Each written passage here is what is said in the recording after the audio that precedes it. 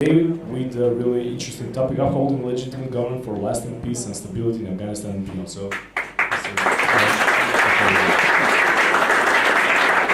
Thank you very much. Salam alaikum. Good afternoon to everyone. Your Excellencies, Ministers, ladies and gentlemen, dear colleagues, it's such a pleasure to see you all, old friends, and then meet new friends. Let me thank ICD for hosting us so generously and bringing us together to talk about consequential issues of our lifetime, peace and democracy. After such eloquent speakers as the former chairman of the B&H presidency and Her Excellency Deputy Minister, I find it a bit challenging to keep the interest and attention of this magnificent audience. I'll do my best. I talked about what happened to democracy in Afghanistan last time. I believe it's time to talk about what we can do together for its future. A future that is not only important for Afghans alone, but also for the region and the rest of the international community. About the past, simply put, His Excellency the Chairman made some very good points. The Afghan leaders, the Taliban leaders, the unilateral decision by the US administration, and the reckless pursuit of self-interested security policy of the Pakistani army led to the collapse of the Afghan democracy. They couldn't work together. They could not agree on their common interest. Every one of them should have known better that protecting the Afghan democracy and stability was in their interest. First, they failed to understand that, and second, they failed to cooperate with each other. Perhaps the interesting news is that all four of them have lost. And it's a threat to all four categories of the actors who were responsible for the failure in Afghanistan. I will not dwell upon that now, but the question that is posed to us is, what about the future? Is there any hope? Is there anything we can do together? We strongly believe that yes, there is hope, and there are good ideas and dedicated partners and actors that can work together to realize that vision. This brings me to my first issue. Why is Afghanistan so important? What are the stakes for the Afghans, for the region, and for the international community? Dear colleagues, it's a conflict without exaggeration that is influenced and fed by other conflicts in the world. And in return, it influences and feeds into other conflicts, whether by state actors or non-state actors, by Afghans or regional or international actors. So it's important for everyone. The first stake is security. The UN is publishing regularly alarming reports about terrorism and its growth in Afghanistan. In the region, actually, between Afghanistan and Pakistan. and there is no effective policy to fight terrorism. In fact, if anything that is happening is selectivity. They distinguish between good and bad terrorists. So they fight some, but they don't fight others. And that selectivity kills any kind of unity of purpose and action to defeat terrorism. That selectivity was also demonstrated at international level of conflict. One invasion is acceptable, another invasion is not.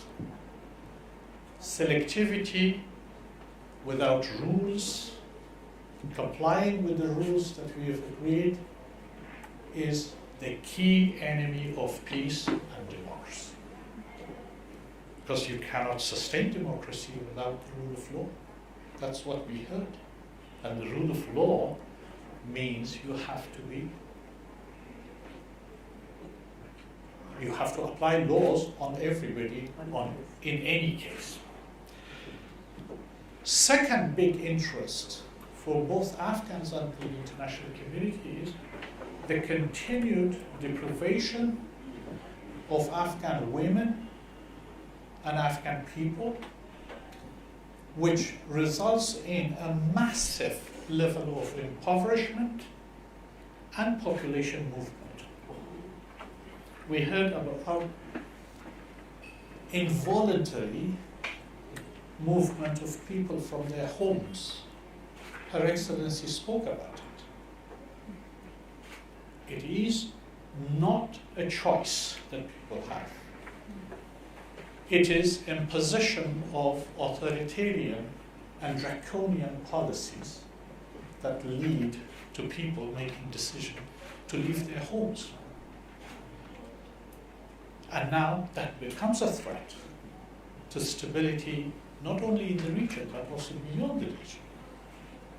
So with these two significant threats in mind, there's a third issue that we need to be aware of. That neither the Afghans nor our international partners have any significant level of policy coherence, consensus, or level of cooperation to address these two threats. They've left it to themselves to solve themselves, and it's a very bad policy. These threats will not solve themselves by themselves. These threats will have far-reaching consequences, not just affecting the Afghan people, but affecting the region, Europe, and unfortunately, the global community, including North America. Because we are talking about terrorism, we are talking about drugs, we are talking about organized crimes, and we are talking about forced population displacement.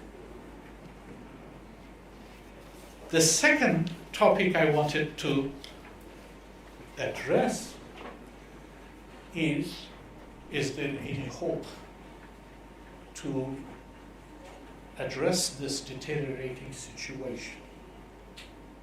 Dear colleagues, yes. It first starts with understanding and consensus.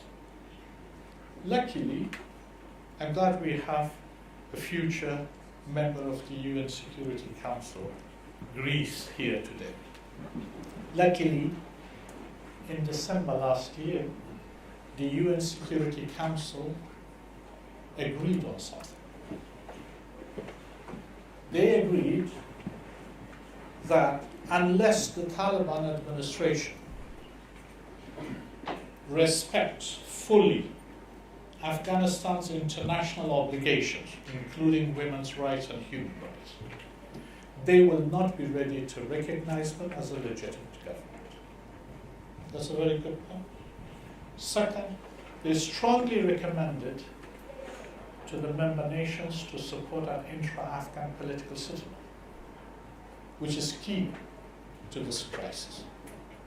Again, I love someone that's not. if you look at these two critical decisions, they represent consensus not only among the international partners but also the Afghan people. The Afghan people are quite fine with these 2 points. But now the question is that the international community has made a good decision, but is it willing to implement that decision? To throw its political, diplomatic, and economic resources, which is my third issue. Again, the good news is that they've taken the right step in the right direction to create the Doha political process. Dear colleagues, there are at least 25 countries from the region, Europe and North America, that are participating in that Doha political process. You can imagine how high the stakes are for them. But we are hoping that they will do a good job. That it is not just a fig leaf to dodge their responsibility. That we are hoping that the political process of Doha will lead to full realization of the vision laid out by the UN Security Council in its resolution 2721.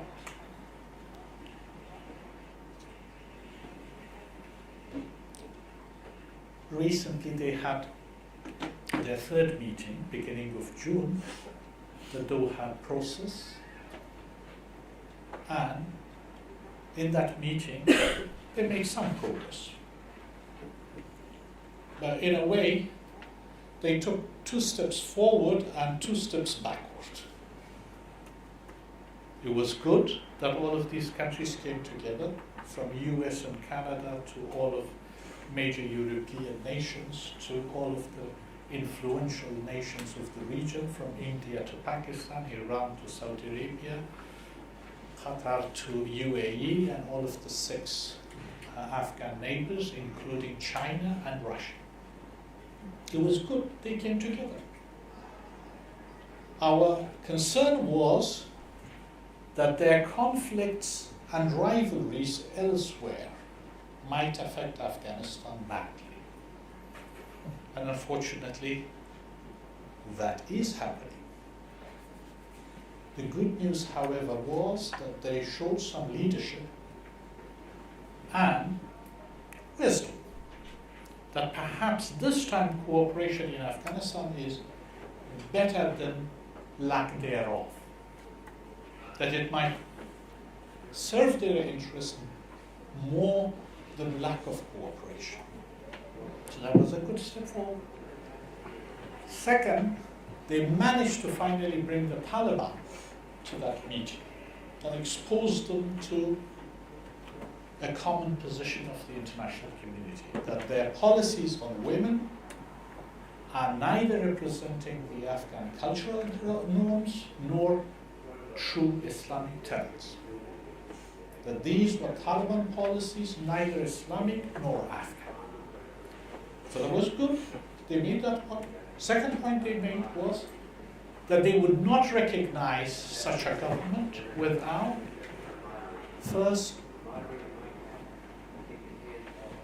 meeting of the Afghanistan's international obligations. These points were fine. But the steps backward were that they did not invite any other Afghan but the Taliban to that meeting. And yet, essential to the resolution of this conflict is intra-Afghan negotiations. Who are the other Afghans that they would negotiate with?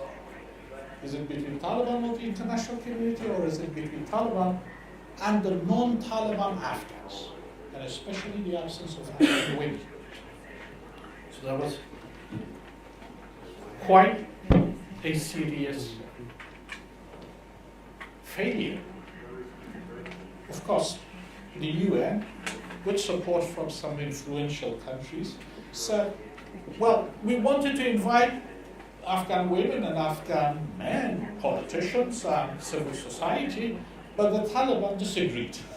And therefore, we succumbed to the Taliban's pressure.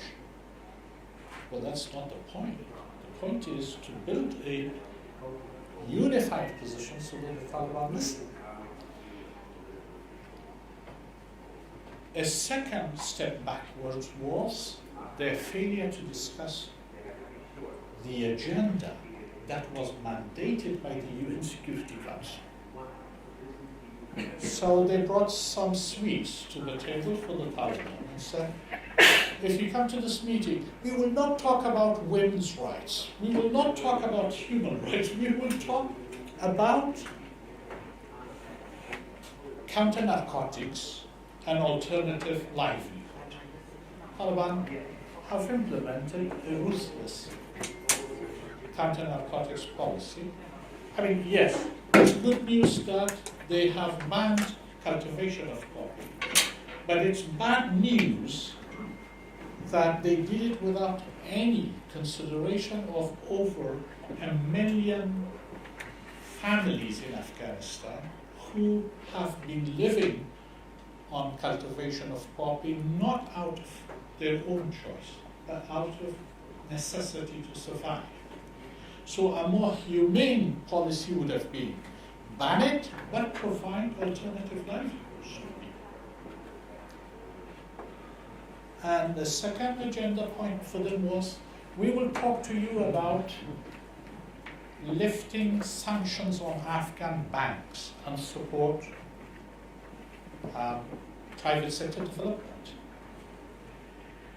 With all due respect to my colleagues and with full understanding of their constraints, this was disingenuous. Nobody believed that the 25 countries were serious. Well, first of all, for alternative livelihood, you would need between $3 to $4 billion annually. And that will have to go through the state budget. If the international community does not recognize Taliban as a legitimate government, that money would never come for any reason. So that was a lie. Second, that they would lift the sanctions on Afghan banks. Well, we all know what rules are being imposed on the International Financial Action Task Force, unless the Afghan banks meet those rules. I mean, countries in the neighborhood have failed to meet those rules. There will be no way for them to remove those sanctions. So, to be frank with you, it was good that they started a discussion with the Taliban, but it was a failure to focus that discussion on the right issues and to invite the non-Taliban Afghans to that meeting. My last point, we therefore have a couple of well-informed recommendations, especially as His Excellency, former President of Romania, said. The people who have lived through these crises and the people who have devoted their life to the service of their nation, they will have to participate in that discussion. So, recommendation 1 will be for our international partners. Focus on the real agenda. The real agenda is women's rights, human rights, and legitimate governance in Afghanistan, without which there will never be any peace in Afghanistan. Because simply, no Afghan will be ready to reconcile with the Taliban without these 3 things to be first put in place. And no country in the world will be ready to take the risk of recognizing the Taliban without these three things to be first observed by that government. Second recommendation, that there must be, the process must be inclusive. It cannot succeed to achieve what the UN Security Council decided without an intra-Afghan negotiation. An intra-Afghan negotiation and political settlement cannot happen without Afghan women and Afghan credible political and civil society actors. Third recommendation, if there's one way to influence the Taliban's calculation and policies, that is through unity. There must be unity on the part of the regional and international actors, and there must be unity on the part of the Afghan women and men to challenge the Taliban. Unity at two levels will carry the only chance and likelihood of influencing the Taliban. Finally, just to echo the words of His Excellency the Chairman, it's a responsibility of the US and EU to honestly and transparently take action for the protection of their own interests and the interests of the Afghan people. Terrorism, counter-narcotics, prevention of mass refugee movements, and prevention of organized crime are in the interest of everybody. These interests cannot be served but democracy, good governance, and the rule of law in Afghanistan. And they will have to honestly admit that fact and deliver on it. I know the situation at the moment is a bit difficult to expect a positive response from policymakers at the international level. But I strongly believe in the wisdom and good heart of the European people and our North American partners, that they can make the right decision. They can influence their policymakers. That peace in Europe, stability in Europe cannot happen without peace, stability, and women's rights in Afghanistan. As long as those threats are there will never be any stability anywhere, given our global connectivity.